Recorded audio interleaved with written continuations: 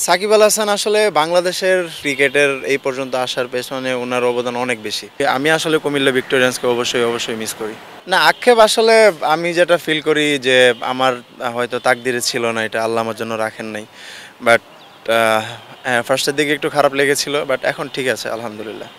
অবশ্যই আমি আসলে ফিল করি কি অ্যাজ এ প্রফেশনাল প্লেয়ার আপনি যদি ভালো পারফর্ম করেন তাহলে আপনি পেস বোলার হন, পেস বোলিং অলরাউন্ডার হন, ব্যাটসম্যান হন, টুডে টুমোরো আপনার পারফরমেন্স আসবে। আর আমাদের আসলে এখন পেস বোলিং অলরাউন্ডারদের যেভাবে প্রমোট করা হচ্ছে, তো অবশ্যই এটা পজিটিভ একটা ইনিশিয়েটিভ। আসলে পারফরমেন্সটা খুবই ইম্পর্টেন্ট। আপনি পেস বোলিং অলরাউন্ডার নিলেন, কিন্তু ম্যাচে ওই রকম ইম্প্যাক্ট যদি আমরা রাখতে না পারি তাহলে আলটিমেটলি কিন্তু আমাদের চান্সেস কমে আসবে। তো আমার কাছে এখন ফিল হচ্ছে যে যারাই আমরা খেলতেছি, যারাই আছি, যেন আমরা ইম্প্যাক্ট রাখতে পারি, যেন ভালো পারফরমেন্স করতে পারি, তাহলে বাইরে যারা আছে তাদেরও অপরচুনিটিজ আসবে। অবশ্যই, কারণ আপনি দেখেন তখন আমাদের টিম বন্ডিংটা খুবই ভালো ছিল, ড্রেসিং রুমের পরিবেশ মাশাআল্লাহ অনেক ভালো ছিল। আসলে আমরা তখন মানে দেশের জন্য কিছু একটা করতে হবে বা মানে দেশের জন্য একটা ট্রফি জিততে হবে, ওই মন মানসিকতা সবার মধ্যে ছিল। আনফরচুনেটলি আমরা ফাইনাল হেরে গিয়েছিলাম ইন্ডিয়ার সাথে, বাট অনেক কম্পিটিটিভ একটা টুর্নামেন্ট হয়েছিল, আমরা অনেক ভালো ক্রিকেট খেলেছি। তো আমার কাছে মনে হয় যে ওইগুলো আমাদের পজিটিভ স্মৃতি ছিল, তো ওইগুলো থেকেও আমরা শিক্ষা নিতে পারি। আর অবশ্যই ওই টুর্নামেন্টটা আমরা অনেক ভালো খেলেছি বাংলাদেশ। আমাদের ডোমেস্টিকের যদি টপ লেভেলে সেট করার জন্য ওই টুর্নামেন্টটা খুবই ইম্পর্টেন্ট ছিল আমার জন্য।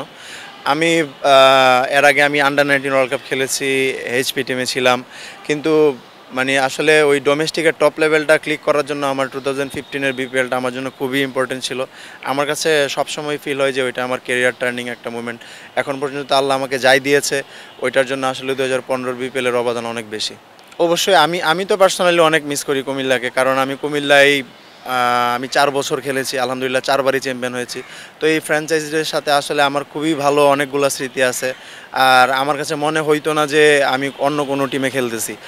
কুমিল্লা টিমে যখন যাইতাম আমার কাছে মনে হতো যে আমি নিজের টিমে খেলতেছি। তো আমি আসলে ওই টিমটাকে ওন করতাম। তো আমি আসলে কুমিল্লা ভিক্টোরিয়ান্সকে অবশ্যই মিস করি।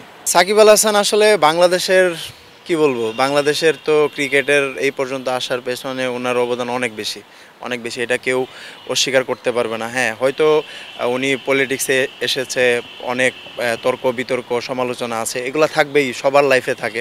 But as a human being, as a player Shakib Al Hasan Bangladesh ক্রিকেটের জন্য যা করেছে এটা আসলে কেউ অস্বীকার করতে পারবে না। তো আমার কাছে মনে হয় যদি উনি উনি অনেক ভালো পারফর্ম করতেছে, তো উনি যদি ফিল করে যে আবার ন্যাশনাল টিমে খেলতে পারবে, আসলে এটা ডিপেন্ড করে যে আমাদের ম্যানেজমেন্ট কী চিন্তা করতেছে। তো ওনারা যদি সব কিছু যদি ঠিকঠাক থাকে, আমার কাছে মনে হয় উনি আরও খেলতেই পারে। ওয়ালটন এখন দেশের সীমানা পেরিয়ে পৌঁছে গিয়েছে 50টিরও বেশি দেশে। ওয়ালটন, ঘরে ঘরে বিশ্বজুড়ে।